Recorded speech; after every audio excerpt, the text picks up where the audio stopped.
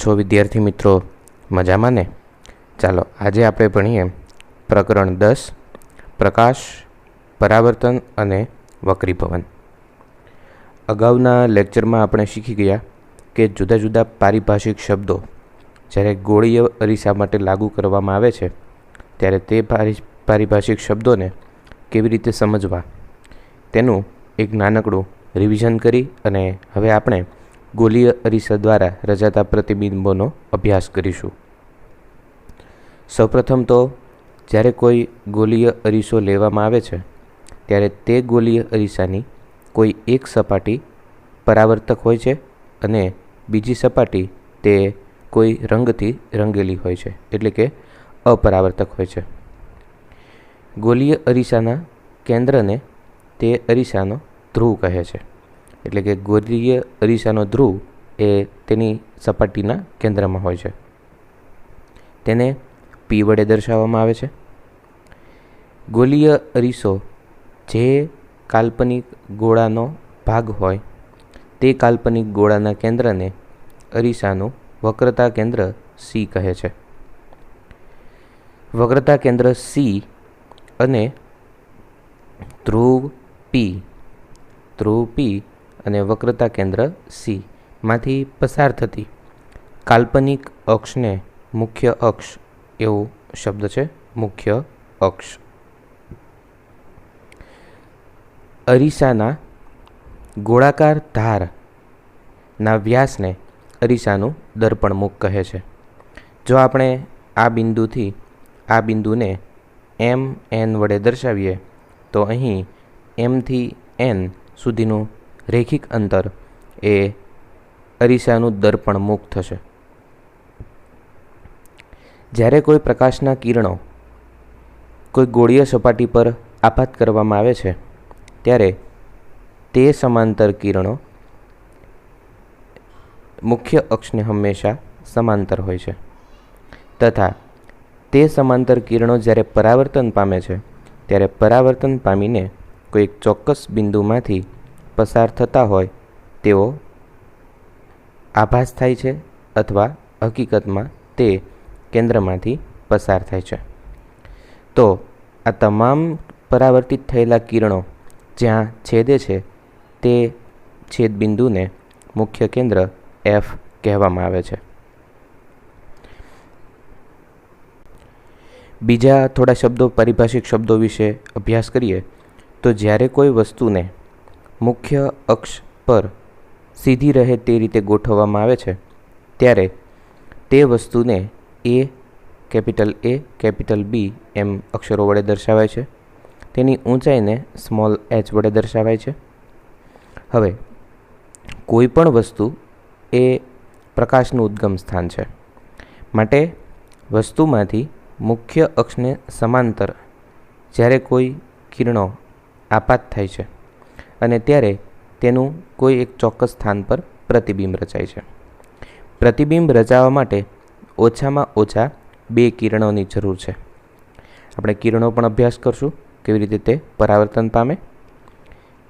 હવે અહીં એક સમજ માટે હું 2 કિરણો ધ્યાને લઉં છું કે જ્યારે કોઈ પ્રકાશનું કિરણ મુખ્ય અક્ષને સમાંતર આપાત કરવામાં આવે ત્યારે તે કિરણ પરાવર્તન પામીને મુખ્ય કેન્દ્રમાંથી પસાર થાય છે તથા જો તે કિરણને મુખ્ય કેન્દ્રમાંથી પસાર કરવામાં આવે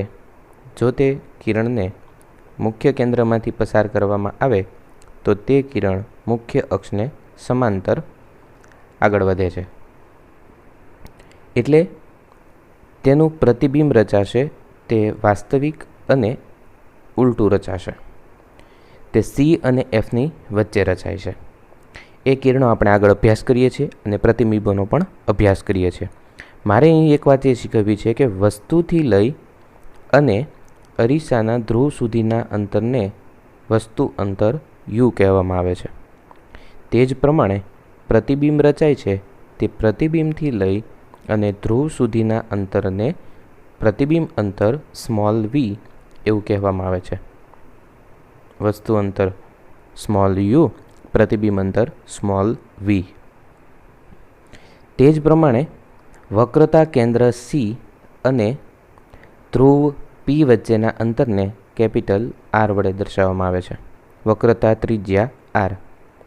જ્યારે અંતિમ કે મુખ્ય કેન્દ્ર અને ધ્રુવ વચ્ચેના અંતરને સ્મોલ એફ એટલે કે કેન્દ્ર લંબાઈ એવું નામ આપવામાં આવ્યું છે.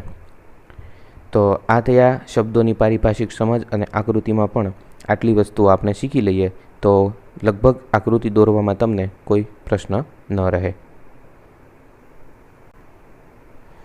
અહીં એક વાત એ યાદ રાખવાની કે વક્રતા કેન્દ્ર સીથી ધ્રુવ પી વચ્ચેનું અંતર, જેને આપણે આર વડે દર્શાવીએ છીએ, તે આરનું મૂલ્ય એ હંમેશા મુખ્ય કેન્દ્ર એફ અને ધ્રુવ પી વચ્ચેનું અંતર એટલે કે કેન્દ્ર લંબાઈ કરતાં હંમેશા ડબલ હોય છે.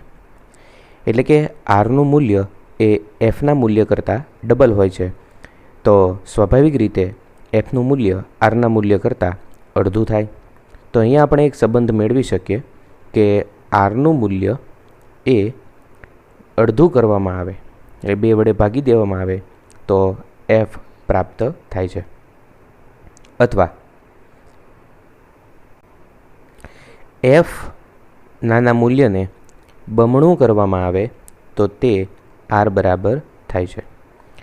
એટલે કે કેન્દ્ર લંબાઈને 2 વડે ગુણતા તે વક્રતા ત્રિજ્યા થાય છે. તો અહીંથી આપણે એવું એક સંબંધ યાદ રાખી શકીએ કે વક્રતા ત્રિજ્યાની લંબાઈ એ હંમેશા કેન્દ્ર લંબાઈ કરતાં બમણી હોય છે. આમ પણ વિચારી શકાય કે કેન્દ્ર લંબાઈ એ હંમેશા વક્રતા ત્રિજ્યા કરતાં અડધી હોય છે. બરાબર છે. તો પાઠ્યપુસ્તક મુજબ કે શું ગોળીય અરીસાની વક્રતા ત્રિજ્યા આર તથા કેન્દ્ર લંબાઈ એફ વચ્ચે કોઈ સંબંધ છે ખરો? હા. કયો સંબંધ છે? આર બરાબર 2Fનો. નાના દર્પણ મુખવાળા ગોળીય અરીસાઓ માટે વક્રતા ત્રિજ્યા એ હંમેશા તેની કેન્દ્ર લંબાઈ કરતાં બમણી હોય છે. વક્રતા ત્રિજ્યા બમણી હોય છે. કોના કરતાં? કેન્દ્ર લંબાઈ કરતાં. આમ પણ બોલી શકાય કેન્દ્ર લંબાઈની બમણી હંમેશા વક્રતા ત્રિજ્યા હોય છે. આપણે આ સંબંધને આર બરાબર 2F દ્વારા દર્શાવી શકીએ છીએ, જે દર્શાવે છે કે ગોળીય અરીસાનું મુખ્ય કેન્દ્ર એ ધ્રુવ પી તથા વક્રતા કેન્દ્ર સી ને જોડતી રેખાનું મધ્યબિંદુ છે.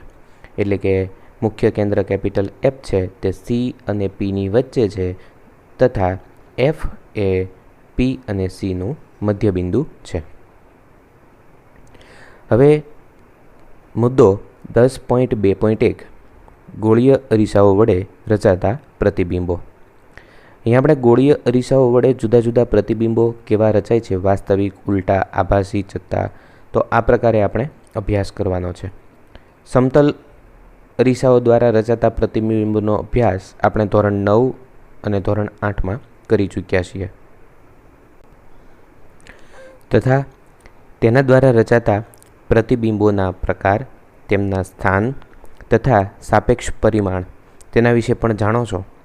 જેમ કે પ્રતિબિંબ છે તે હંમેશા ચત્તું મળે છે, આભાસી હોય છે અને વસ્તુ જેટલા કદનું હોય છે. વસ્તુ અરીસાથી જેટલા અંતરે રાખેલી હોય તેટલા જ અંતરે અરીસાની બીજી બાજુએ આભાસી પ્રતિબિંબ રચાય છે. તો આ અભ્યાસ આપણે આગળ કરી ચૂક્યા છીએ. ગોળીય અરીસાઓ દ્વારા રચાતા પ્રતિબિંબ કેવા હોય? અંતર્ગોળ અરીસા દ્વારા વસ્તુના જુદા જુદા સ્થાન માટે મળતા પ્રતિબિંબોનું સ્થાન એ આપણે કેવી રીતે નક્કી કરી શકીએ? તથા શું આ પ્રતિબિંબ વાસ્તવિક છે કે આભાસી? શું તે મોટા છે, નાના છે કે સમાન પરિમાણ ધરાવે છે? પરિમાણ એટલે માપ, સાઇઝ. આપણે એક પ્રવૃત્તિ દ્વારા તેની સમજૂતી મેળવીએ. પ્રવૃત્તિ 10.3. તમે એક અંતર્ગોળ અરીસાની કેન્દ્ર લંબાઈ શોધવા માટેની રીત અગાઉ શીખી ગયા છો. પ્રવૃત્તિ 10.2માં તમે જોયું કે કાગળ પર મળેલ તીક્ષ્ણ પ્રકાશિત બિંદુ એ ખરેખર સૂર્યનું પ્રતિબિંબ છે. તે નાનું, વાસ્તવિક અને ઉલટું છે. એટલે અહીંયા એવું કહ્યું છે કે જ્યારે આપણે કોઈ અંતર્ગોળ અરીસો લઈએ અને અંતર્ગોળ અરીસાને સૂર્યની સામે રાખી, સૂર્ય તરફ મુખ રહે તે રીતે દર્પણ મુખ રાખી અને જો તેનું પ્રતિબિંબ મેળવવાની કોશિશ કરીએ તો એ કાગળ પર અતિ સૂક્ષ્મ બિંદુ સ્વરૂપે તે રચાય છે. તો આ પ્રતિબિંબ કેવું છે? એ ખરેખર તો અનંત અંતરે રહેલા સૂર્યનું વાસ્તવિક પ્રતિબિંબ છે. આ પ્રકારે આપણે કલ્પના કરી શકીએ. તો અનંત અંતરેથી આવતા કિરણો સમાંતર છે અને અનંત અંતરેથી આવી રહેલા કિરણોનું એક કોઈ ચોક્કસ બિંદુએ અતિ સૂક્ષ્મ પ્રતિબિંબ રચાય છે. તો એ પ્રતિબિંબ કેવું છે? તો કે ખૂબ જ નાનું છે, બિંદુવત છે, પછી વાસ્તવિક છે અને તે હકીકતમાં કિરણો એક જ બિંદુએ કેન્દ્રિત થાય છે અને તે ઉલટું પણ છે. આમ અરીસાથી પ્રતિબિંબનું અંતર માપી અને અંતર્ગોળ અરીસાની કેન્દ્ર લંબાઈ મેળવી હતી. હવે એક અંતર્ગોળ અરીસો લો અને ઉપર વર્ણવ્યા મુજબ તેની આશરે કેન્દ્ર લંબાઈ શોધો.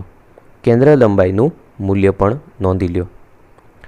તમે દૂરની કોઈ વસ્તુનું પ્રતિબિંબ એક નાના કાગળ પર મેળવીને પણ કેન્દ્ર લંબાઈ માપી શકો છો.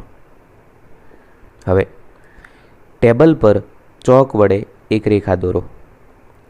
અંતર્ગોળ અરીસાને સ્ટેન્ડ પર ગોઠવો જેથી વાઇબ્રેશન ન આવે અને ચોક્કસ અંતર માપી શકાય. સ્ટેન્ડને રેખા પર એવી રીતે મૂકો કે જેથી અરીસાનો ધ્રુવ આ રેખા પર આવે. હવે ચોક વડે બે રેખાઓ અગાઉ દોરેલ રેખાને સમાંતર એવી રીતે દોરો કે જેથી બે ક્રમિક રેખાઓ વચ્ચેનું અંતર એ અરીસાની કેન્દ્ર લંબાઈ જેટલું હોય. આ રેખાઓ અનુક્રમે બિંદુ P, F અને Cનું સ્થાન દર્શાવે છે. યાદ રાખો કે નાના દર્પણમુખવાળા ગોળીય અરીસાઓનું મુખ્ય કેન્દ્ર F, ધ્રુવ P અને વક્રતા કેન્દ્ર Cના મધ્યમાં હોય છે, જે આપણે અગાઉ શીખી ગયા. હમણાં મેં તમને બતાવ્યું કે મુખ્ય કેન્દ્ર F એ ધ્રુવ P અને વક્રતા કેન્દ્ર Cની બરાબર વચ્ચે હોય છે તથા તે મધ્યબિંદુ તરીકે પણ ઓળખાય છે. એક તેજસ્વી વસ્તુ એટલે કે કોઈ પ્રકાશિત વસ્તુ લઈએ, જેમ કે સળગતી મીણબત્તી અથવા કોઈ બલ્બ લઈ શકાય, કોઈ લેઝર ટોર્ચ પણ લઈ શકાય. વક્રતા કેન્દ્ર Cથી ઘણે દૂર મૂકો. એટલે અંતર્ગોળ અરીસામાં જ્યારે મુખ્ય અક્ષ પર તે વસ્તુને ગોઠવો છો ત્યારે C, પછી બરાબર મધ્યમાં F અને ધ્રુવ P, પરંતુ વસ્તુને ક્યાં ગોઠવવાની છે? Cથી થોડે દૂર. એક કાગળના પડદાને અરીસાને સામે રાખી અને જ્યાં સુધી મીણબત્તીની જ્યોતનું પ્રતિબિંબ તે પડદા પર સ્પષ્ટ ન થાય તે રીતે અરીસાને આગળ પાછળ ખસેડો. પછી જે પ્રતિબિંબ મળે છે તેનું કાળજીપૂર્વક અવલોકન કરો. હવે તેના પ્રકાર, સ્થાન અને પરિમાણ વિશેની ચર્ચા પણ કરીએ. આપણે તે ડિટેલમાં ભણવાનું છે કે Cથી થોડે દૂર જ્યારે વસ્તુને ગોઠવવામાં આવે છે ત્યારે પ્રતિબિંબ કેવું રચાશે, તેનું પરિમાણ કેવું રચાશે, એ વિશેની કલ્પના આપણા મનમાં થાય તે સ્વાભાવિક છે. આપણે ત્યારબાદ બીજી પણ પ્રવૃત્તિ કરીશું અને પ્રવૃત્તિનું પુનરાવર્તન કરીશું. આપણી માટે પ્રથમ પ્રયોગ એ થશે કે વસ્તુને મુખ્ય અક્ષ પર Cથી થોડે દૂર મૂકીને તેના પ્રતિબિંબ મેળવીએ. બીજો કિસ્સો એ થશે કે આપણે વસ્તુને થોડી નજીક લાવીએ અને વક્રતા કેન્દ્ર C પર જ ગોઠવીએ. ત્યારબાદ તે વસ્તુને ફરીથી અરીસા તરફ નજીક લાવીએ, F તથા Cની વચ્ચે ગોઠવીએ. ફરીથી ચોથો પ્રયોગ એ થશે કે વસ્તુને આપણે મુખ્ય કેન્દ્ર F પર ગોઠવીએ અને રચાતા પ્રતિબિંબોનો અભ્યાસ કરીએ. અને અંતિમ તબક્કો એ થશે કે P અને Fની વચ્ચે પ્રતિબિંબ કેવું સ્વરૂપ ધારણ કરે છે. આમ આપણે કુલ 5 અભ્યાસ કરવાના છે. Cથી થોડે દૂર, પછી C પર, F તથા Cની વચ્ચે, F પર અને P અને Fની વચ્ચે. એક વધુ અભ્યાસ છે જે આનાથી પણ આગળ છે. જ્યારે કોઈ વસ્તુને આપણે Cથી થોડે દૂર મૂકીએ છીએ પરંતુ હજી પણ વધુને વધુ દૂર લઈ જઈએ તો તે અનંત અંતરે રહેલા વસ્તુના પ્રતિબિંબનું પણ આપણે અભ્યાસ કરવાનો છે. તો એ અવલોકન મેળવી અને અવલોકન કોઠાનો આપણે એક તારણ પર, એક નિર્ણય પર આવવાનું છે. હવે ઉપરની પ્રવૃત્તિમાં આપણે જોયું કે અંતર્ગોળ અરીસા દ્વારા મળતા પ્રતિબિંબોના પ્રકાર, સ્થાન અને કદ એટલે પરિમાણ એ બિંદુ P, F તથા Cની સાપેક્ષમાં વસ્તુના સ્થાન પર આધાર રાખે છે. વસ્તુના કેટલાક સ્થાન માટે મળતું પ્રતિબિંબ વાસ્તવિક હોય છે, જ્યારે બીજા કેટલાક ચોક્કસ સ્થાન માટે તે આભાસી હોય છે. વસ્તુના સ્થાન અનુસાર પ્રતિબિંબ મોટું, નાનું કે સમાન પરિમાણનું હોય છે. અને આપણે અહીંયા કોષ્ટકને કડકડાટ કરવાનું છે, પરંતુ ગોખવાનું નથી. આ માટે આપણે જુદા જુદા પ્રતિબિંબોનો અભ્યાસ વિગતે કરતો જવાનો છે અને કેવી રીતે પ્રતિબિંબ રચાય છે એક પછી એક આપણે આકૃતિ દોરીને શીખીએ. હવે અહીં આપણે 4 બાબતોની નોંધ રાખશું. એક, વસ્તુનું સ્થાન એટલે કે વસ્તુને અંતર્ગોળ અરીસાની સામે કેવી રીતે ગોઠવવામાં આવે છે, કેટલા અંતરે રાખવામાં આવે છે. રાખ્યા પછી પ્રતિબિંબનું સ્થાન ક્યાં રચાશે, પ્રતિબિંબ અરીસાથી કેટલા અંતરે દૂર રચાશે. પ્રતિબિંબનું માપ એટલે કે પ્રતિબિંબની સાઇઝ, વસ્તુ જેવડી રાખી છે શું એવડું જ પ્રતિબિંબ રચાય છે કે અતિશય નાનું કે થોડું નાનું કે વસ્તુ જેવડું કે વસ્તુથી મોટું કે પછી ખૂબ જ મોટું વિવર્ધિત. તો આ ચર્ચા પણ કરવાની છે. અને પ્રતિબિંબનો પ્રકાર, પ્રતિબિંબના 2 પ્રકાર છે, વાસ્તવિક અથવા આભાસી. તો વાસ્તવિકની સાથે ઉલટું, આભાસી સાથે ચત્તું. એમ અહીં આપણે 2 પ્રકારોની ચર્ચા કરશું. પહેલો પ્રકાર વાસ્તવિક ઉલટું, જ્યારે બીજો પ્રકાર આભાસી અને ચત્તું. તો જુદા જુદા કિસ્સાઓ આપણે એક પછી એક જોઈએ. સૌપ્રથમ, જ્યારે વસ્તુને અનંત અંતરે રાખવામાં આવે છે. આપણે અત્યારે આ બાબતોની ચર્ચા નહીં કરીએ અને આકૃતિ દોર્યા પછી આ બાબતો કેવી રીતે આવે છે તેની ચર્ચા કરીશું. તો સૌપ્રથમ આપણે વસ્તુને અનંત અંતરે રાખીએ. પરંતુ તે પહેલાં આપણે કોઈ વસ્તુમાંથી પ્રતિબિંબ કેવી રીતે રચવું તે માટેના 4 અલગ અલગ કિરણોનો અભ્યાસ કરીએ.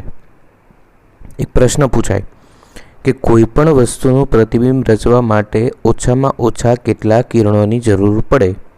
તો ઓછામાં ઓછા 2 કિરણોની જરૂર પડે. તો 4 શા માટે? 4માંથી કોઈ પણ 2 કિરણો તમે પસંદ કરી અને વસ્તુનું પ્રતિબિંબ મેળવી શકો છો. જેમ કે અહીં આપણને એક વસ્તુ AB આપી છે. અંતર્ગોળ અરીસો M, M' અથવા તો MN. અરીસાનો ધ્રુવ P છે, વક્રતા કેન્દ્ર C છે તથા મુખ્ય કેન્દ્ર F છે. હવે આપણે આ વસ્તુ AB છે તેના આપણે પ્રતિબિંબો રચવા હોય તો તેમાંથી કયા 4 કિરણો જે આપણે યાદ રાખવાના છે અને કોઈ પણ વસ્તુનું પ્રતિબિંબ મેળવી શકીએ? તો તે માટેનું સૌપ્રથમ કિરણ છે કે મુખ્ય અક્ષને સમાંતર જો કોઈ કિરણ આવે તો તે આપાત થયેલું કિરણ હંમેશા મુખ્ય કેન્દ્રમાંથી પસાર થાય. આપણે તેનો માર્ગ જોઈએ કે એમાંથી નીકળેલું કિરણ એ અરીસા પર આપાત થઈ અને મુખ્ય કેન્દ્ર Fમાંથી પસાર થાય છે. તો પહેલું કિરણ યાદ રાખીએ, સમાંતર કિરણ એ મુખ્ય કેન્દ્રમાંથી પસાર થાય. તો બીજું કિરણ આપણે વિચારી શકીએ કે જ્યારે કોઈ કિરણ મુખ્ય કેન્દ્રમાંથી જો પસાર કરવામાં આવે, મુખ્ય કેન્દ્ર ગ્રીન કલરની જે લાઈન છે તો તે હંમેશા મુખ્ય અક્ષને સમાંતર હોય. એટલે કે મુખ્ય કેન્દ્રમાંથી પસાર કરેલું કિરણ એ હંમેશા મુખ્ય અક્ષને સમાંતર જ પરાવર્તન પામે. એટલે અહીંયા આપણે 2 કિરણો યાદ રહી ગયા. એક તો સમાંતર કિરણ મુખ્ય કેન્દ્ર Fમાંથી જાય અને કોઈ કિરણ Fમાંથી આપાત થતું હોય તો તે કિરણ એ મુખ્ય અક્ષને સમાંતર આપાત થાય. ટૂંકમાં યાદ આ રીતે રાખી શકીએ કે સમાંતર હોય તે Fમાંથી જશે અને Fમાંથી જાય તે મુખ્ય અક્ષને સમાંતર પરાવર્તન પામે. તો અહીં જાંબુડિયો અને લીલો એમ બે કલર દ્વારા બે કિરણો આપણે શીખ્યા. હવે જોઈએ લાલ રંગનું કિરણ, કે કોઈ બિંદુવત સ્થાનમાંથી અથવા કોઈ વસ્તુમાંથી જ્યારે ધ્રુવ P પર કોઈ કિરણ આપાત કરવામાં આવે, એટલે કે ધ્રુવ P પર આપાત થતું કિરણ એ મુખ્ય અક્ષ સાથે જેટલો ખૂણો બનાવે તેટલો જ ખૂણો રચી અને તે પરાવર્તન પામે છે. તો ધ્રુવ P પર આપાત થતું કિરણ તે આપાત કોણ અને પરાવર્તન કોણ બંને સમાન મૂલ્યના રચી અને તે આગળ વધશે. એટલે કે જે કિરણ આપણે યાદ રાખ્યું કે ત્રીજું કિરણ ધ્રુવમાંથી જેટલા ખૂણે આપાત થશે તેટલા જ ખૂણે પરાવર્તન પામશે. એટલે 3 કિરણ યાદ રહ્યા. પહેલું કિરણ હતું સમાંતર, તે Fમાંથી જશે. બીજું કિરણ Fમાંથી પસાર થાય તે સમાંતર જશે. ત્રીજું કિરણ ધ્રુવમાંથી પસાર થતું કિરણ એ બંને તરફ મુખ્ય અક્ષની બંને તરફ સમાન ખૂણા બનાવીને પરાવર્તન પામે છે. અને અંતિમ અને ચોથું કિરણ જોઈએ તો કે જ્યારે કોઈ વસ્તુમાંથી Cમાંથી પસાર થતું કિરણ હોય, અહીંયા તમે કેસરી કલરનું કિરણ જોઈ શકો છો કે Cમાંથી પસાર થતું કિરણ પરાવર્તન પામીને તે જ માર્ગે પાછું ફરે છે. એટલે કે Cમાંથી આપાત થતું કિરણ એ તે જ માર્ગે C પર થઈને ફરીથી તે દિશામાં આગળ વધે છે. એટલે Cમાંથી જાય તે સીધું જાય, આવું આપણે યાદ રાખી શકીએ. અને એમ કરી અને કુલ 4 કિરણો આપણે શીખ્યા. પ્રથમ ફરીથી યાદ કરી લઈએ તો કે વાયોલેટ કલર, જાંબુડિયો કલર જે છે તે જાંબુડિયા કલર માટે આપણે કિરણની કલ્પના કરીએ તો મુખ્ય અક્ષને સમાંતર આપાત થતું કિરણ તે મુખ્ય કેન્દ્ર Fમાંથી પસાર થાય છે. ગ્રીન કલરનું કિરણ જોઈએ, લીલા રંગનું કિરણ જોઈએ કે મુખ્ય કેન્દ્ર Fમાંથી પસાર થતું કિરણ તે પરાવર્તન પામીને મુખ્ય અક્ષને સમાંતર પરાવર્તન થાય છે.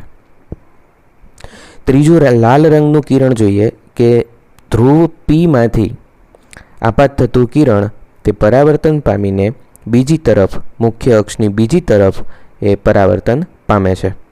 અને છેલ્લું કિરણ જોઈએ કેસરી રંગનું કિરણ કે Cમાંથી અરીસાના વક્રતા કેન્દ્ર Cમાંથી જો કોઈ કિરણ આપાત કરવામાં આવે તો તે પરાવર્તન પામીને તે જ માર્ગે પરત ફરે છે.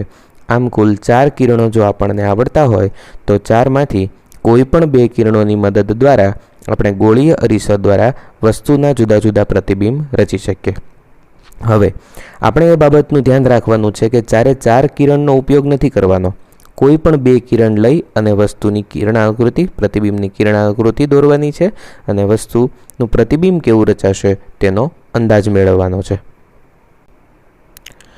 ટોપિક 10.2.2 જે અત્યારે આપણે આકૃતિ ભણ્યા તે જ આકૃતિનું વિગતે વર્ણન જોઈએ. કિરણાકૃતિના ઉપયોગ દ્વારા રેખીય અરીસાઓ વડે રચાતા પ્રતિબિંબોનું નિરૂપણ. ગોળીય અરીસાઓ વડે રચાતા પ્રતિબિંબોનો અભ્યાસ આપણે કિરણાકૃતિ દ્વારા પણ કરી શકીએ છીએ. ગોળીય અરીસાની સામે મૂકેલ એક નિયત સાઇઝની એટલે ચોક્કસ કદ ધરાવતી મોટી વસ્તુનો એક વિચાર કરો. વસ્તુ તરીકે આપણે દર વખતે આ રીતે એક તીર બનાવી અને મૂકીશું જેથી કરીને કંઈ બીજી અસ્તવ્યસ્ત આકારની વસ્તુ ન દોરવી પડે. આ મોટી વસ્તુનો દરેક નાનો ભાગ એ બિંદુવત વસ્તુ તરીકે કાર્ય કરે છે. તો એક બિંદુ દ્વારા જે પ્રતિબિંબ રચાશે તે જ પ્રતિબિંબ તે જ પ્રકારે બીજા બિંદુઓ દ્વારા પણ રચાશે. એટલે આપણે એક બિંદુમાંથી નીકળતા કોઈ પણ 2 કિરણોનો ઉપયોગ કરી અને તે બિંદુનું પ્રતિબિંબ મેળવી લઈએ. પછી વસ્તુ સીધી હોવાથી પ્રતિબિંબ પણ સીધું જ મળે એ રીતે કલ્પના કરી અને બાકીના બિંદુઓને આપણે પાછળ લંબાવી દઈએ અથવા દોરી લઈએ તો આપણને તે વસ્તુનું પ્રતિબિંબ મળી આવે. કિરણાકૃતિ બનાવતી વખતે કોઈ બિંદુમાંથી નીકળતા કિરણની વિશાળ સંખ્યામાંથી અનુકૂળતા મુજબ કેટલાક કિરણો લઈ શકાય. આપણે 4 કિરણો શીખ્યા તેમાંથી તમે કોઈ પણ અનુકૂળતા મુજબ કિરણો લઈ શકો છો.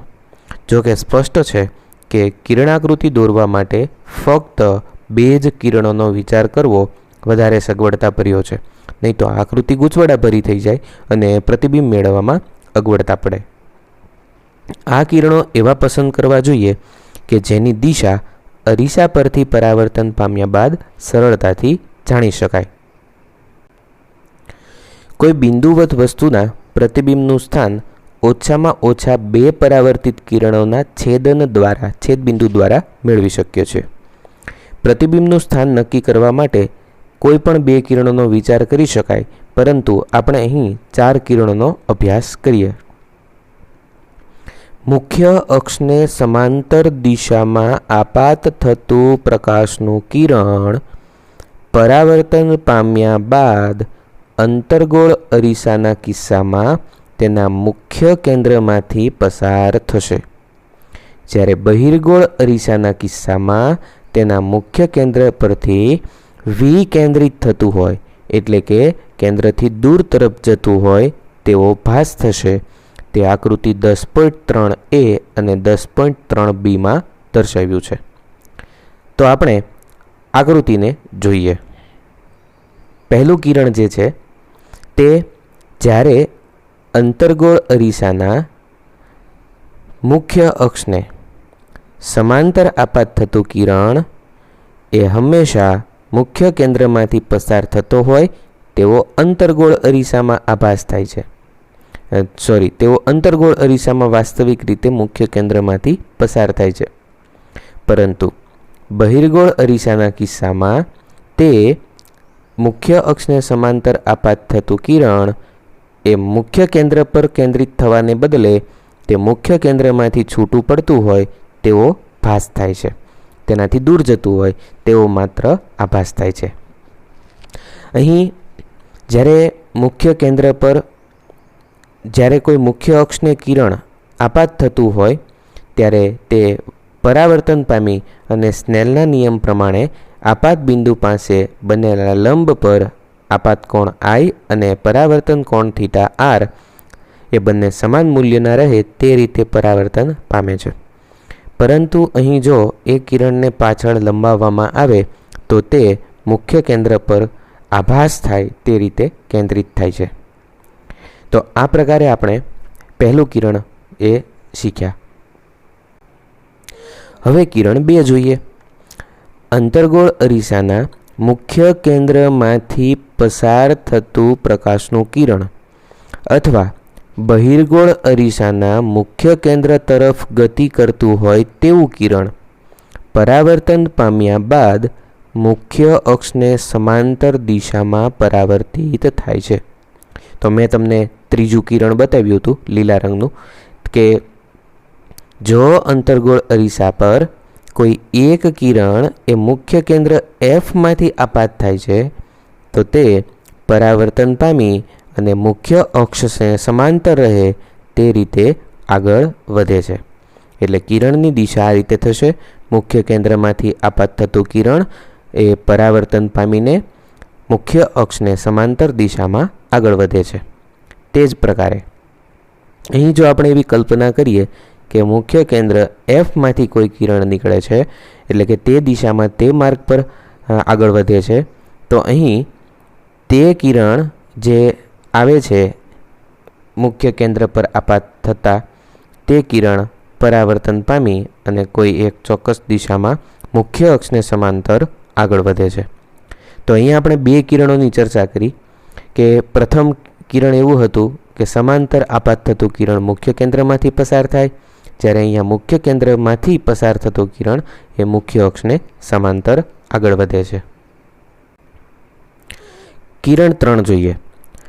અંતર્ગોળ અરીસાના વક્રતા કેન્દ્ર Cમાંથી પસાર થતું હોય અથવા બહિર્ગોળ અરીસાના વક્રતા કેન્દ્રની દિશામાં ગતિ કરતું હોય તેવું કોઈ પ્રકાશનું કિરણ અરીસા પરથી પરાવર્તન પામી તે જ પથ પર, તે જ માર્ગ પર પાછું ફરે છે.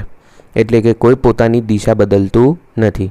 આકૃતિ 10.5a અને b માં દર્શાવેલ છે. તો મેં તમને કેસરી કલરનું કિરણ બતાવેલું, જે અંતિમ આપણે ચોથું કિરણ જોયેલું. તો અહીંયા તે કિરણ જો વક્રતા કેન્દ્ર Cમાંથી આપાત કરવામાં આવે તો તે કિરણ પરાવર્તન પામી અને તે જ માર્ગ પર વક્રતા કેન્દ્રમાંથી થઈને પસાર થશે.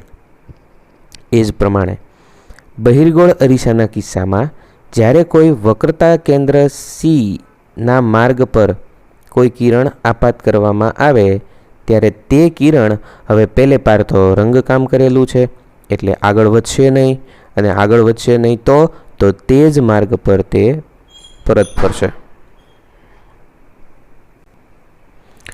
અહીં પ્રકાશનું કિરણ તે જ પથ પર એટલા માટે પાછું ફરે છે કારણ કે આપાત કિરણ અરીસાની પરાવર્તક સપાટીને લંબરૂપે આપાત થાય છે. હવે આપણે કિરણ 4નો અભ્યાસ કરીએ.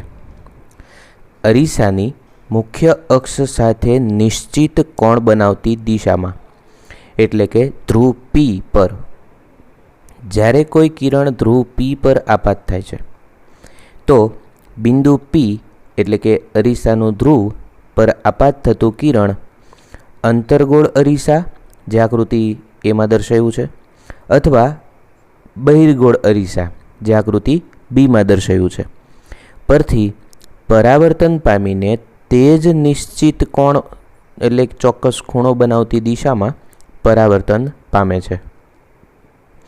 તો અહીં આપણે અંતર્ગોળ અરીસા માટે જોઈએ તો મુખ્ય અક્ષ સાથે જેટલો ખૂણો બનાવીને ધ્રુવ P પાસે કોઈ કિરણ આપાત થાય છે તેટલો જ ખૂણો મુખ્ય અક્ષ સાથે બનાવી અને તે કિરણ પરાવર્તન પામે છે તેટલો જ ખૂણો બનશે. અહીં જેટલો આપાત કોણ રચાય છે તેટલો જ સામે પરાવર્તન કોણ R રચાય છે. બહિર્ગોળ અરીસાના કિસ્સામાં પણ તે સાચું છે કે જ્યારે મુખ્ય અક્ષ સાથે કોઈ ખૂણો બનાવે તે રીતે કોઈ કિરણ આપાત કરવામાં આવે તો ખૂણો બનાવે તે જ રીતે તે કિરણ પરાવર્તન પામે છે. આપાત બિંદુ એટલે કે બિંદુ P પાસે મુખ્ય અક્ષ સાથે સમાન ખૂણો બનાવતા આપાત અને પરાવર્તિત બંને કિરણો એ પરાવર્તનના નિયમોનું પાલન કરે છે. પરાવર્તનના નિયમો શું હતા? તો કે આપાત કિરણ, પરાવર્તિત કિરણ અને સપાટીને દોરેલો લંબ. આ કિસ્સામાં અહીં મુખ્ય અક્ષ એ ત્રણેય એક જ સમતલમાં હોય છે. અને બીજો નિયમ જે છે તે નિયમ આડાવડી થાય તો વાંધો નહીં, પહેલો છે બીજોમાં, બીજો છે તે પહેલામાં, પણ બંને લખાવા જોઈએ. આપાત કોણ અને પરાવર્તન કોણ I અને R બંને સમાન મૂલ્યના હોય છે. હવે યાદ રાખો કે ઉપરના બધા જ કિસ્સાઓમાં પરાવર્તનના નિયમોનું પાલન થાય છે. આપાત બિંદુ પાસે આપાત કિરણ એવી રીતે પરાવર્તન પામે છે જેથી પરાવર્તન કોણનું મૂલ્ય એ આપાત કોણના મૂલ્ય જેટલું હોય. બરાબર. અને હવે મેં તમને જે વાત કરી કે 6 પ્રકારના પ્રતિબિંબો આપણે વસ્તુને 6 અલગ અલગ સ્થાને મૂકવાથી તેના કેવા પ્રતિબિંબ રચાય છે, તો પ્રતિબિંબનો સ્થાન, પ્રકાર, તેનો પરિમાણ, તેના વિશેનો આપણે અભ્યાસ કરવાનો છે. તો દરેક જે વિભાગ છે તે આપણને 2-2 માર્કમાં પરીક્ષામાં પૂછાય છે. એટલે કે કોઈ અરીસાનું નામ આપે, તેના જુદા જુદા સ્થાન માટે રચાતા પ્રતિબિંબની કિરણાકૃતિ દોરીને દરેકના પ્રકાર અને પરિમાણ લખો. આવું તમને કોઈ એક સ્થાન માટે 2 માર્કમાં પૂછી શકાય. એટલે આપણી પાસે 6 પ્રશ્નો તૈયાર થાય કે વસ્તુનું સ્થાન અનંત અંતરે હોય ત્યારે તે કિસ્સામાં પ્રતિબિંબનું સ્થાન, પ્રતિબિંબનો પ્રકાર, પ્રતિબિંબનું પરિમાણ અને આકૃતિ, કિરણાકૃતિ. તો આટલી વસ્તુઓ કરવાથી 2 માર્ક મળી શકે. તો અહીં પ્રશ્ન પ્રમાણે આપણે જોઈએ કે સૌપ્રથમ વસ્તુનું સ્થાન જ્યારે અનંત અંતરે રાખવામાં આવે. અહીં આપણે 6 કિસ્સામાં અંતર્ગોળ અરીસો લઈશું. તો અહીં આકૃતિમાં તમે જોઈ શકો છો કે જ્યારે આકૃતિમાં વસ્તુને અનંત અંતરે ગોઠવી છે, વસ્તુ છે AB, તો અનંત અંતરે રાખતા તે કેવું પ્રતિબિંબ રચશે? આપણે 4 કિરણો ભણ્યા.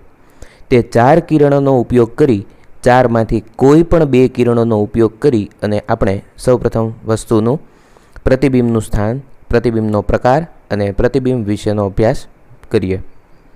તો અહીંયા કોઈ એક વસ્તુ AB છે અને તે AB વસ્તુને અનંત અંતરે ગોઠવી છે. અંતર્ગોળ અરીસો MN છે. અરીસાનું ધ્રુવ P છે. મુખ્ય અક્ષ તે વક્રતા કેન્દ્ર C અને ધ્રુવ P માંથી પસાર થાય છે. સૌપ્રથમ એ બિંદુમાંથી નીકળતું એક સમાંતર કિરણ લઈએ.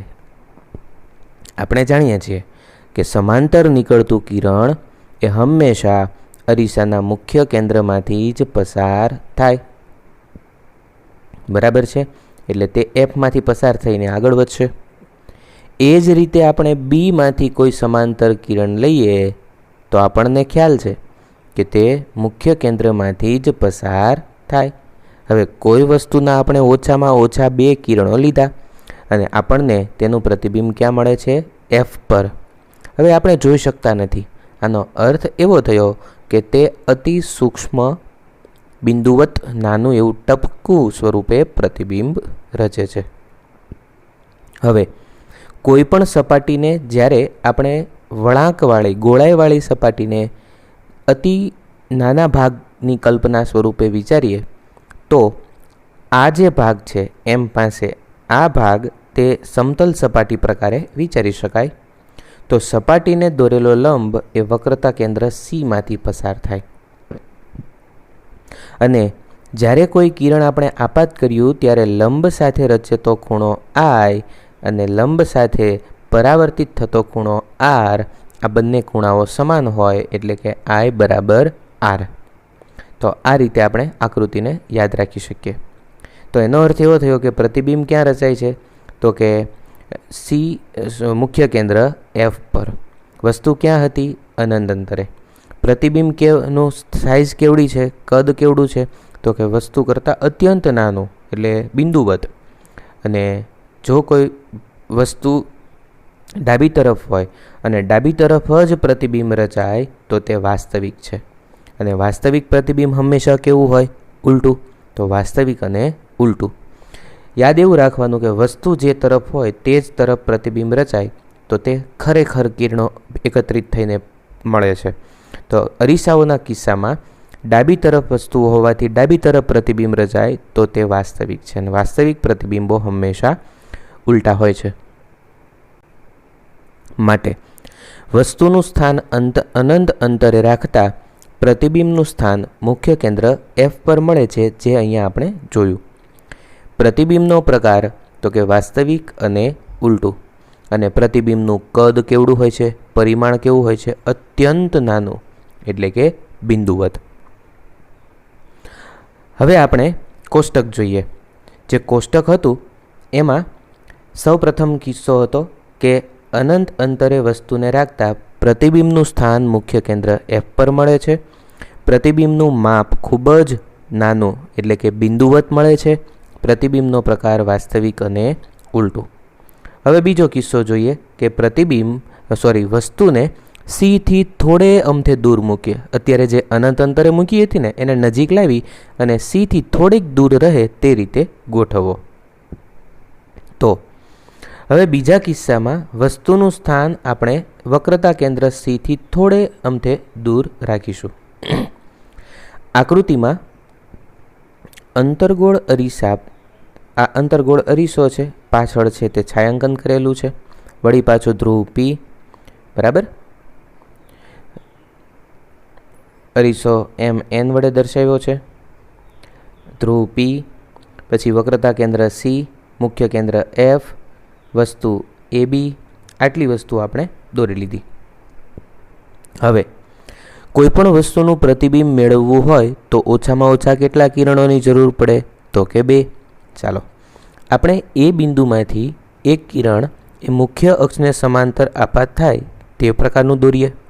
તમે જાણો છો સમાંતર આપાત થતું કિરણ ક્યાંથી પસાર થશે? મુખ્ય કેન્દ્ર એફમાંથી. બરાબર છે. ચાલો બીજું કિરણ વિચારીએ. તમે કોઈ પણ લઈ શકો. પીમાંથી પસાર થતું લઈ શકો, પછી એફમાંથી નીકળતું લઈ શકો, વક્રતા કેન્દ્ર સી વાળું લઈ શકો. આપણે સી વાળું લઈએ. તો જ્યારે કોઈ કિરણ વક્રતા કેન્દ્ર સીમાંથી આપાત થાય છે ત્યારે તે પરાવર્તન પામીને ફરીથી તે સીમાંથી તે જ માર્ગે આગળ વધે છે. હવે 2 કિરણો નીકળ્યા ક્યાંથી હતા? તો કે એમાંથી. અને તો હવે એ નીકળ્યા પછી જ્યાં છેદે તે કોનું પ્રતિબિંબ હોય? એટલે કે એનું. તો આપણે તેને એ ડેશ વડે દર્શાવીએ. હવે વસ્તુ કેવી છે? સીધી, એટલે કે મુખ્ય અક્ષ પર તે સીધી રીતે ગોઠવાયેલી છે. પ્રતિબિંબ પણ કેવું હશે? સીધું. અને માટે જો તેને મુખ્ય અક્ષ તરફ પાછળ તરફ લંબાવવામાં આવે તો બીનું પ્રતિબિંબ બી મુખ્ય અક્ષ પર હોવાથી તેનું પ્રતિબિંબ બી ડેશ પણ મુખ્ય અક્ષ પર મળે છે. તો આટલું જોતાં ખ્યાલ આવ્યો કે વસ્તુ ડાબી તરફ છે તો પ્રતિબિંબ પણ ડાબી તરફ રચાય છે. બરાબર. બીજું, વસ્તુ છે તેના કરતાં થોડું નાનું પ્રતિબિંબ રચાય છે. પછી ડાબી તરફ હોવાથી તે વાસ્તવિક અને ઉલટું છે. બરાબર. તો આ રીતે આપણે તેનો અભ્યાસ કરી શકીએ. વસ્તુનું સ્થાન સીથી થોડે દૂર છે, સીથી થોડે દૂર છે. તો સામે પ્રતિબિંબનું સ્થાન ક્યાં છે? સી અને એફની વચ્ચે. તો આપણે યાદ રાખી શકાય. બરાબર. તો આપણે થોડો તેનો અભ્યાસ કરી લઈએ કે વસ્તુનું સ્થાન એટલે કે વક્રતા કેન્દ્ર સીથી થોડે દૂર રાખતા પ્રતિબિંબ તે સી અને એફની વચ્ચે મળે છે તથા તેનો પ્રકાર કેવો છે? વાસ્તવિક અને ઉલટું. અને પરિમાણ કેવું છે? તો કે વસ્તુ કરતાં નાનું. તો આપણે કોષ્ટકમાં જોઈ લઈએ. કોષ્ટકમાં શું હતું? તો કે બીજા નંબરના કોષ્ટકમાં સીથી દૂર રાખતા તે એફ અને સીની વચ્ચે પ્રતિબિંબ રચાય છે. પ્રતિબિંબનું માપ છે વસ્તુ કરતાં નાનું. તો પ્રતિબિંબનો પ્રકાર છે વાસ્તવિક અને ઉલટું. ત્રીજો કિસ્સો જોઈએ. જો વસ્તુ પ્રથમ અનંત અંતરે હતી, પછી આપણે નજીક લાવ્યા એટલે સીથી થોડે દૂર ગોઠવી. હવે હજી પણ વધારે થોડું નજીક લાવીએ એટલે કે હવે વસ્તુને સી પર ગોઠવીએ અને પછી આપણને કેવા પ્રકારનું પ્રતિબિંબ રચાય છે તે માટે આપણે સી આકૃતિનો અભ્યાસ કરીએ. હવે જ્યારે વસ્તુને વક્રતા કેન્દ્ર સી પર ગોઠવવામાં આવે છે ત્યારે તેમાંથી નીકળતા બે કિરણોની કલ્પના કરીએ. તો પહેલું કિરણ છે તે સમાંતર અરીસા પર સમાંતર આપાત થતું વિચારીએ. તો સમાંતર જો કોઈ કિરણ આપાત થાય તો તે હંમેશા મુખ્ય કેન્દ્રમાંથી પસાર થઈને જ આગળ વધે. બીજું જે કિરણ છે તે આપણે મુખ્ય કેન્દ્ર એફમાંથી પસાર થતું લઈએ. બરાબર. તમે કોઈ પણ લઈ શકો, સી માટેનું પણ લઈ શકો, પરંતુ અહીં વસ્તુ જ સી પર હોવાથી સીમાંથી પસાર કેવી રીતે કરશો? એટલે એફવાળું લઈ શકાય અથવા તો પીવાળું લઈ શકાય. બરાબર. આપણે જાણીએ છીએ કે જો કોઈ કિરણ મુખ્ય કેન્દ્ર એફમાંથી પસાર થાય તો તે હંમેશા મુખ્ય અક્ષને સમાંતર જતી દિશામાં જ આગળ વધે. તો બંને કિરણો એકબીજાને અહીં એ ડેશ બિંદુ પાસે ભેગા થાય છે. એટલે કે એ બિંદુનું પ્રતિબિંબ એ ડેશ બિંદુ પાસે રચાય છે. હવે વસ્તુ કેવી છે? સીધી. તો પ્રતિબિંબ પણ કેવું હોય? સીધું. એટલે કે બીના સ્થાન પર બી ડેશનું પ્રતિબિંબ રચાય છે. તો અહીં આપણે એટલું જોઈ શકીએ કે વસ્તુ ડાબી તરફ છે, પ્રતિબિંબ પણ ડાબી તરફ મળે છે. ડાબી તરફ મળતું પ્રતિબિંબ વાસ્તવિક અને ઉલટું. વાવ! આપણે આગળના લેક્ચરમાં યાદ રાખ્યું હતું કે વાસ્તવિક હોય હંમેશા કેવું હોય? ઉલટું. પછી પ્રતિબિંબ છે તે કયા સ્થાન પર રચાય છે? તો વસ્તુ એ સી પર હતી, વક્રતા કેન્દ્ર સી પર, તો પ્રતિબિંબ પણ વક્રતા કેન્દ્ર સી પર. આપણે વસ્તુની સાઇઝની કલ્પના કરીએ. વસ્તુ જેટલા કદની છે તેટલા જ કદનું પ્રતિબિંબ રચાય છે. તો આમ અહીં જુદા જુદા વસ્તુના સ્થાન માટે આપણે પ્રતિબિંબનો અભ્યાસ કર્યો અને હવે આપણે લખાણ જોઈ લઈએ. વસ્તુનું સ્થાન એ વક્રતા કેન્દ્ર સી પર છે. તો પ્રતિબિંબનું સ્થાન પણ ક્યાં મળે છે? વક્રતા કેન્દ્ર સી પર. પ્રતિબિંબનો પ્રકાર કેવો છે? વાસ્તવિક અને ઉલટું. અને પ્રતિબિંબનું પરિમાણ કેવું છે? એટલે કે માપ વસ્તુના કદ જેવડું છે. કોષ્ટકમાં અભ્યાસ કરી લઈએ. તો કોષ્ટકની અંદર જે આપણે વસ્તુને સી પર ગોઠવી છે તો પ્રતિબિંબ પણ સી પર મળે છે, વસ્તુ પણ સી પર, એટલે સમાન માપનું સમાન સાઇઝનું મળે છે. પ્રતિબિંબ ડાબી તરફ રચાતું હોવાથી વાસ્તવિક અને ઉલટું. હવે આપણે સી અને એફની વચ્ચે મૂકીએ એટલે કે વસ્તુને હજી થોડી નજીક લાવીએ તો કેવા પ્રકારની સ્થિતિ ઉદ્ભવે છે તે માટે આપણે ડી આકૃતિનો અભ્યાસ કરીએ. હવે જેમ જેમ તમે વસ્તુને નજીક લાવો તેમ એક વાતનું ધ્યાન રાખજો દોરતી વખતે કે વસ્તુ છે ને એની સાઇઝ નાની નાની કરતી જવાની, એટલે તમારા કિરણો છે તમે સરળતાથી મેળવી શકો. તો અહીંયા આપણે હવે વક્રતા કેન્દ્ર સી અને મુખ્ય કેન્દ્ર એફની વચ્ચે કોઈ એક વસ્તુ એ બીને ગોઠવવી છે. હવે આપણે બે કિરણોનો અભ્યાસ કરવાનો છે અહીં બે કિરણો માટે પ્રથમ કિરણ લઈએ મુખ્ય અક્ષને સમાંતર આપાત થતું કિરણ. મુખ્ય અક્ષને સમાંતર આપાત થતું કિરણ તો એ ક્યાંથી પસાર થશે?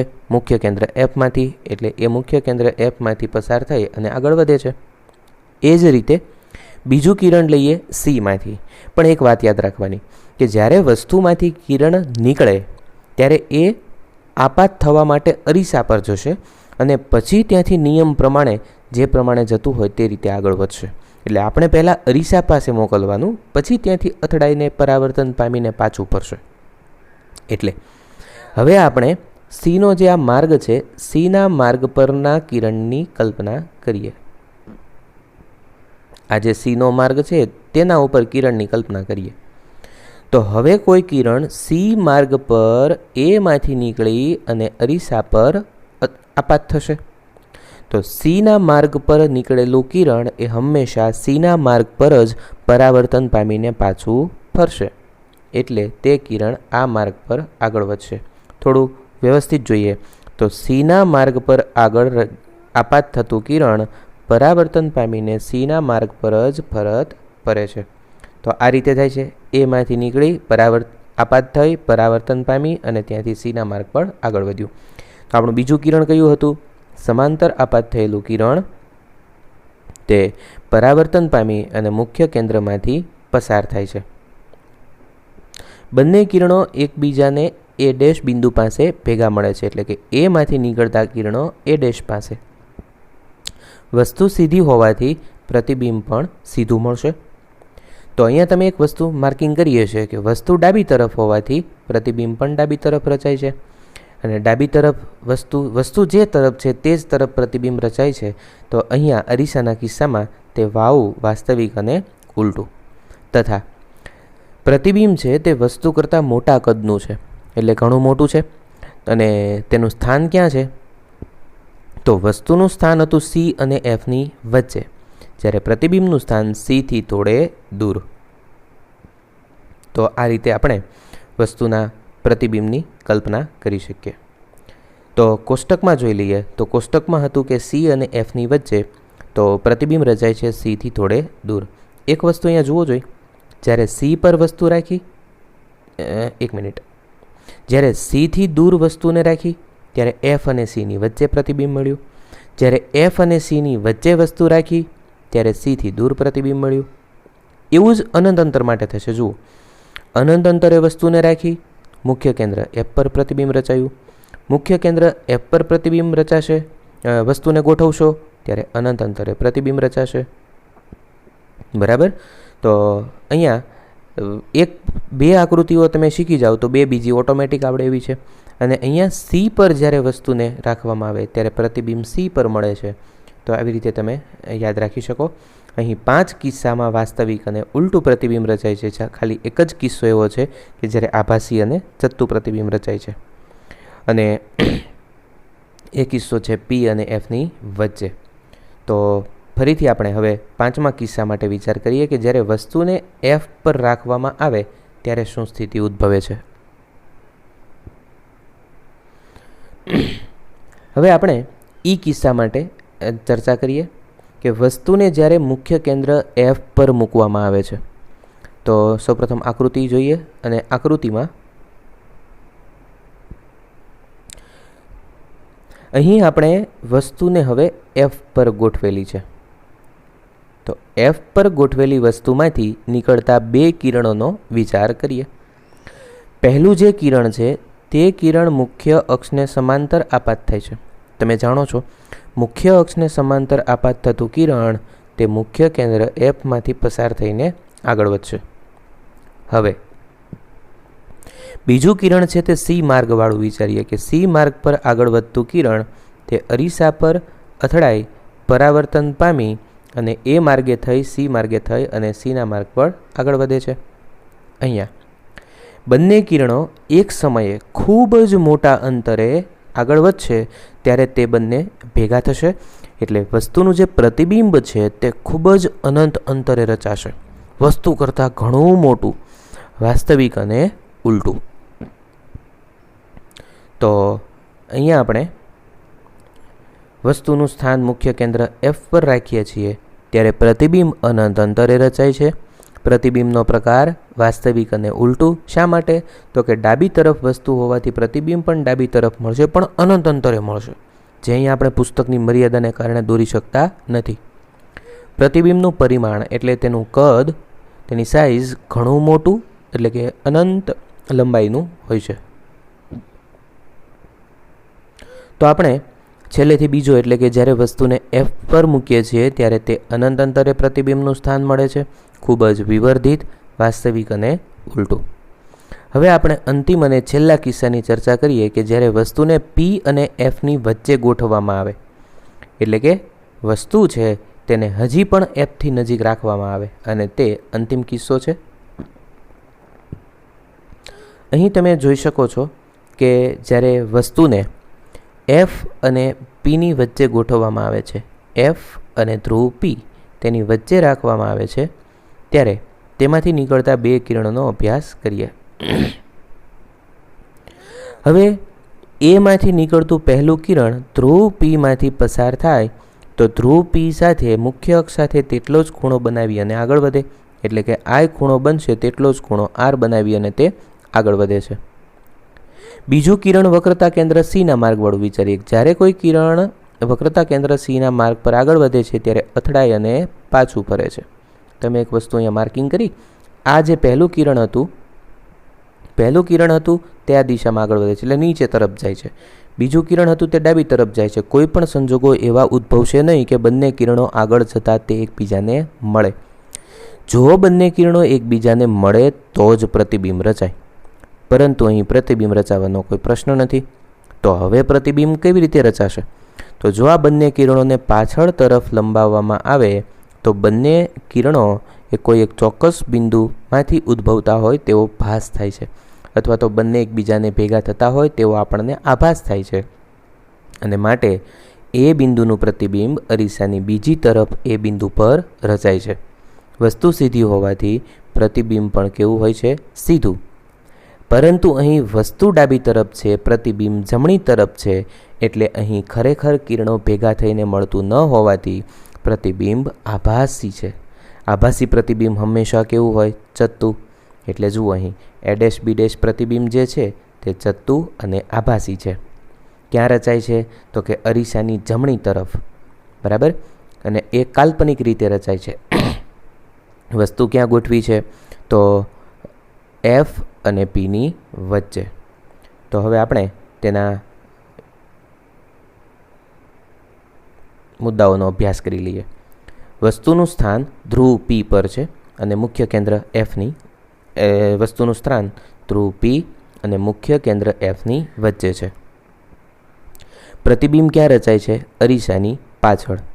કેવું રચાય છે? આભાસી અને ચત્તુ, અને વસ્તુ કરતાં મોટું. તો આ રીતે કોષ્ટક પણ જોઈ લઈએ. કોષ્ટકમાં અંતિમ પોઈન્ટ પી અને એફની વચ્ચે જ્યારે વસ્તુને ગોઠવવામાં આવે છે ત્યારે પ્રતિબિંબનું સ્થાન અરીસાની પાછળ, ખૂબ જ વિવર્ધિત અને આભાસી તથા ચત્તુ આ પ્રકારે પ્રાપ્ત થાય છે. અંતર્ગોળ અરીસાના પ્રતિબિંબનો આટલો અભ્યાસ કર્યા પછી એક વસ્તુ આપણને જોવા મળી કે એક જ કિસ્સો એવો છે કે જેમાં આભાસી અને ચત્તુ પ્રતિબિંબ રચાય છે, અને એ કિસ્સો એવો હતો કે જ્યારે વસ્તુને પી અને એફ ધ્રુવ અને મુખ્ય કેન્દ્રની વચ્ચે રાખવામાં આવે છે ત્યારે તેનું પ્રતિબિંબ આભાસી રચાય છે અને વસ્તુ કરતાં ઘણું મોટું રચાય છે. તો નાની નાની અતિ સૂક્ષ્મ વસ્તુઓને જોવા માટે પણ તેનો ઉપયોગ કરી શકાય. તો અંતર્ગોળ અરીસાના ઉપયોગ જોઈએ. અંતર્ગોળ અરીસાઓનો ઉપયોગ સામાન્ય રીતે ટોર્ચમાં થાય છે. ટોર્ચ હોય તેની અંદરની સપાટી અંતર્ગોળ પ્રકારની હોય, અને એટલે ટોર્ચ છે તે મોટા વિસ્તારમાં પ્રકાશ ફેંકવા માટે તેનો ઉપયોગ થાય છે. સર્ચ લાઇટ કંઈક વસ્તુઓને ફાઇન્ડ કરવી હોય, શોધવી હોય ત્યારે તેનો ઉપયોગ અંતર્ગોળ અરીસા તરીકે ત્યાં કરવામાં આવે છે. વાહનોની હેડલાઇટ. ખરેખર બલ્બ તો બહુ નાનો એવો છે, પરંતુ વાહનોની હેડલાઇટમાં તમે જે અંતર્ગોળ અરીસા પ્રકારનો એક વળાંક ગોળીય અરીસા પ્રકારનું જોયું હશે, તો એ વાહનોની હેડલાઇટમાં આગળ જે બોનેટ પાસે હેડલાઇટ ગોઠવેલી હોય તેમાં આ અંતર્ગોળ અરીસાનો ઉપયોગ કર્યો હોય છે. શા માટે? તો કે પ્રકાશના શક્તિશાળી સમાંતર કિરણ જૂથ એક સાથે મેળવવા માટે, એટલે ખૂબ દૂર સુધી આ પ્રકાશના કિરણોને કેન્દ્રિત કરી અને પરાવર્તન કરીને કોઈ એક ચોક્કસ દિશામાં રેખીય માર્ગ પર આગળ જોવા માટે કરવામાં આવે છે. ઘણીવાર તેમનો ઉપયોગ દાઢી કરવાના અરીસા તરીકે ચહેરાનું મોટું પ્રતિબિંબ જોવા માટે પણ કરવામાં આવે છે.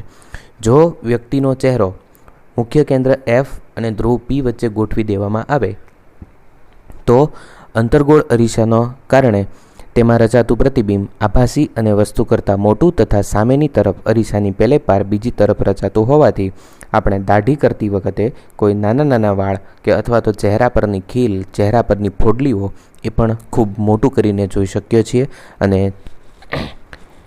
આ માટે અંતર્ગોળ અરીસાનો ઉપયોગ કરીએ છીએ.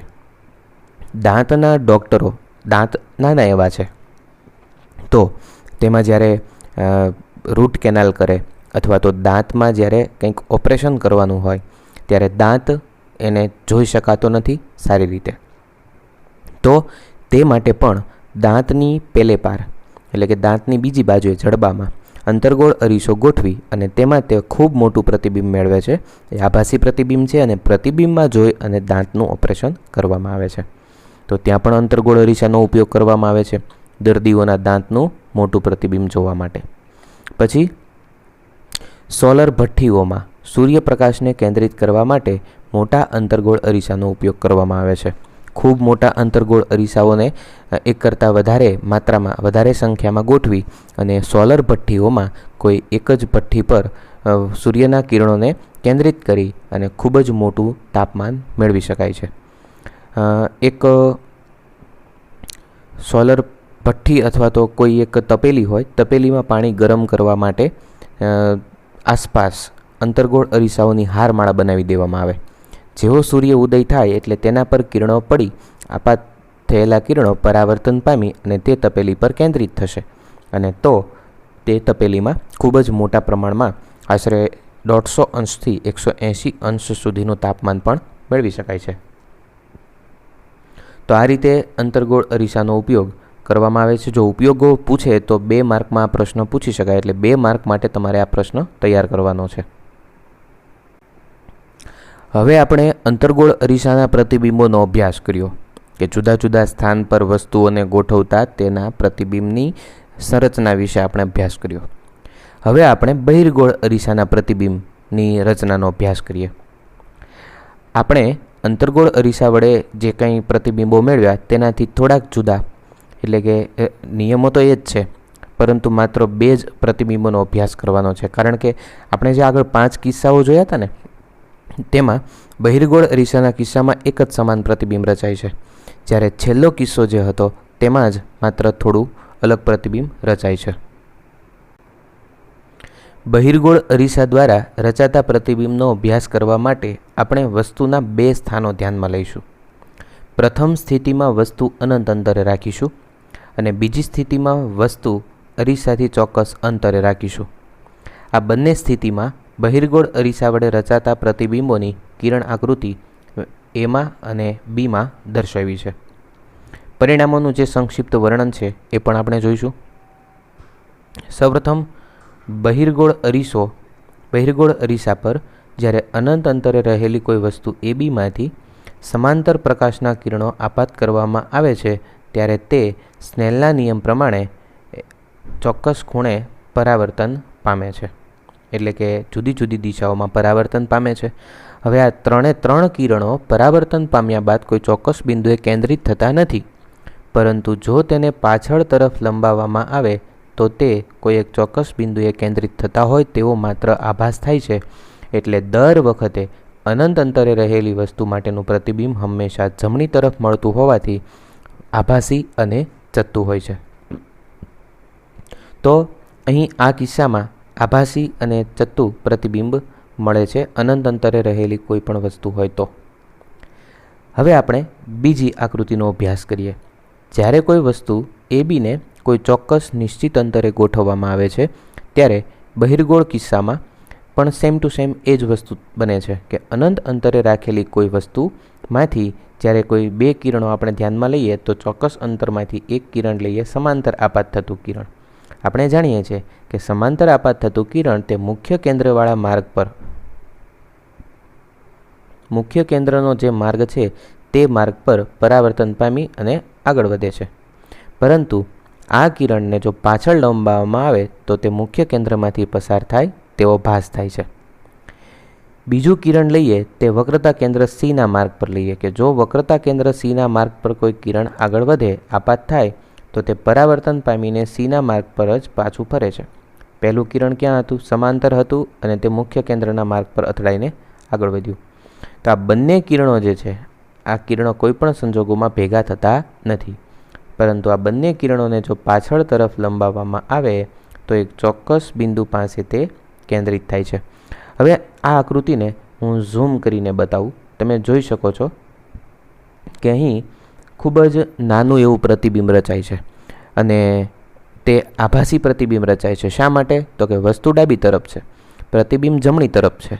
તો ડાબી તરફ અને જમણી તરફ પ્રતિબિંબ રચાતું હોવાથી આભાસી અને ચત્તુ, અને આમ થાય તે ચોથું પ્રતિબિંબ હંમેશા આભાસી જ હોય છે. બરાબર? તો આ આકૃતિનો શાંતિથી અભ્યાસ કરો. ફરી એકવાર શીખવું કે બે કિરણો આપણે લઈએ, જેમાંથી એક કિરણ છે તે મુખ્ય કેન્દ્રમાંથી પસાર થાય તેવું વિચારીએ, પરંતુ તે પાછળ તો રંગકામ કરેલું છે એટલે અથડાઈને પાછું ફરશે. બરાબર? મુખ્ય કેન્દ્રમાંથી Cમાંથી પસાર થતું કિરણ. જ્યારે બીજું કિરણ છે તે સમાંતર લઈએ અને સમાંતર કિરણ જે છે તે મુખ્ય કેન્દ્રના માર્ગ પર આગળ વધશે. અહીં બંને કિરણો ભેગા થતા નથી, પરંતુ જો તેને પાછળ તરફ લંબાવવામાં આવે, એટલે કે મુખ્ય કેન્દ્રવાળું કિરણ અને વક્રતા કેન્દ્રવાળું કિરણ બંને લંબાવવામાં આવે તો એક ચોક્કસ બિંદુએ ભેગા થતા હોય તેવો આભાસ થાય છે, અને માટે પ્રતિબિંબ સીધું, વસ્તુ પણ સીધી, અને આ પ્રકારે આપણે વસ્તુનું આભાસી અને ચત્તુ પ્રતિબિંબ મેળવી શકીએ છીએ. તો અહીં આપણે દરેક કિસ્સામાં જોયું કે જ્યારે બહિર્ગોળ અરીસા પર કોઈ વસ્તુને અનંત અંતરે રાખવામાં આવે ત્યારે તેનું પ્રતિબિંબ મુખ્ય કેન્દ્ર F પર અરીસાની પાછળની બાજુએ રચાતું હોવાથી પ્રતિબિંબ ખૂબ જ નાનું બિંદુવત અને ટપકા સ્વરૂપનું હોય છે. તે આભાસી અને ચત્તુ હોય છે.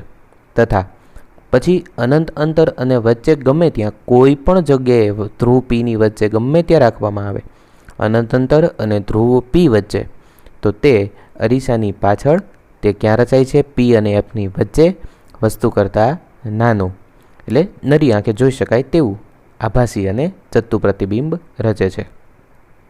તો અત્યાર સુધી આપણે સમતલ અરીસા, અંતર્ગોળ અરીસા તથા બહિર્ગોળ અરીસા વડે બનતા પ્રતિબિંબનો અભ્યાસ કર્યો. આ પૈકી અરીસો કોઈ મોટી વસ્તુનું આખું પ્રતિબિંબ આપશે કે અડધું આપશે?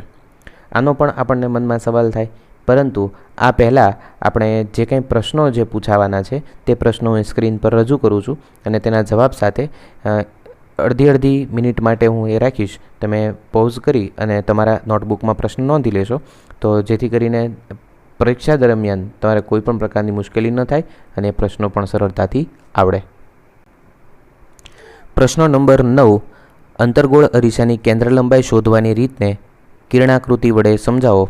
તો સૌપ્રથમ અંતર્ગોળ અરીસા વિશે વર્ણન, બહિર્ગોળ અરીસા વિશે વર્ણન તથા તેની કિરણાકૃતિ.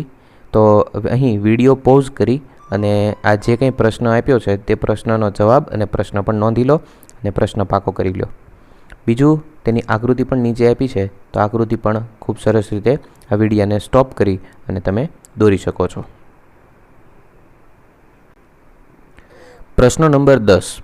ગોળીય અરીસાની કેન્દ્ર લંબાઈ શોધવાની પ્રયોગશાળાની રીત લખો અને તેના અવલોકન નોંધો. તો અહીં તમારી સામે જવાબ સાથેનો પ્રશ્ન પણ મૂક્યો છે. આ પ્રશ્ન તમે નોંધી લો, વિડીયો પોઝ કરી દો અને વિડીયો સ્ટોપ કરી અને તમે આ પ્રશ્નનું જે કંઈ લખાણ છે તે તમારી નોટબુકમાં લખી લો અને પાકું કરી લો. તથા આ કોષ્ટક પણ તમારી સામે મૂક્યું છે જે આપણે આખા લેક્ચરમાં શીખ્યા. તો અહીં તમે આ કોષ્ટકને પણ વિડીયો પોઝ કરી અને તમારી નોટબુકમાં નોંધી લેશો.